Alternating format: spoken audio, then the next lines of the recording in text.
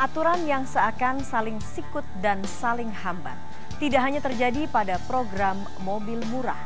Program pembebasan Jakarta dari banjir ternyata juga menemui kendala hanya karena perbedaan pandangan antara pihak pusat dengan pemerintah provinsi. Adalah undang-undang tentang pengadaan tanah bangunan untuk kepentingan umum yang telah membuat program pembebasan lahan di 36 titik ibu kota mandek, sementara atau bahkan molor. Apakah itu artinya di tingkat pembuatan undang-undang sekalipun tidak ada keselarasan gagasan serta aspirasi antara pemerintah dan parlemen pusat dengan pemerintah dan parlemen lokal? Upaya pemerintah Provinsi DKI Jakarta mengatasi masalah banjir seolah membentur tembok bernama Undang-Undang Nomor 12 Tahun 2012 tentang pengadaan tanah bagi pembangunan untuk kepentingan umum. Langkah pengendalian banjir ibu kota yang diambil Gubernur Joko Widodo adalah melalui normalisasi sungai dan rehabilitasi waduk di seantero wilayah Jakarta. Proyek normalisasi dan rehabilitasi itu pun tertunda karena harus diawali dengan program pembebasan lahan di sekitar pengarah dan penampung limpasan air. Dan di pekerjaan pembebasan lahan inilah sumber persoalan berasal. Proses pembebasan lahan bukannya menjadi semakin sederhana, namun justru menjadi kian rumit dan panjang.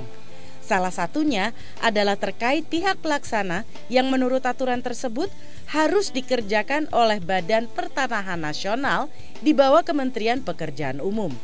Padahal biasanya bisa dilakukan oleh panitia pembebasan tanah di bawah gubernur. Selain itu, jika mengacu pada undang-undang pengadaan tanah itu, pembebasan lahan belum tentu bisa selesai dalam waktu 1 tahun. Menurut sejumlah kepala dinas di Pemprov DKI Jakarta, prosedur pengajuannya saja berjangka hingga 263 hari dengan catatan berlangsung mulus dan tidak ada sanggahan. Kalau ternyata ada sanggahan, prosesnya bisa makan waktu 1 tahun lebih. Dampaknya, proses pembebasan lahan dan relokasi warga di sejumlah tanah milik Pemprov pun bakal memakan waktu panjang. Dari data Dinas Pekerjaan Umum DKI Jakarta, terdapat proyek pembebasan lahan di 36 titik yang akan molor jika mengikuti aturan di dalam Undang-Undang Pengadaan Tanah tersebut. Regulasi dari pemerintah pusat itu pun tidak hanya berdampak tertundanya program penanganan banjir. Target Pemprov DKI untuk membangun 100 blok rumah susun dalam waktu 1 tahun pun tidak tercapai. Hingga hampir 1 tahun menjabat, Gubernur Joko Widodo hanya bisa membangun 24 blok rumah susun di DKI Jakarta. Penyebab tertundanya rumah susun untuk menampung warga relokasi bantaran kali atau waduk dan permukiman kumuh itu ternyata sama saja. Dinas Permukiman dan Gedung DKI Jakarta tidak bisa membebaskan lahan secara cepat untuk kemudian dijadikan tempat pembangunan rumah susun. Hal serupa terjadi juga pada Dinas Pertamanan dan Pemakaman Provinsi DKI Jakarta.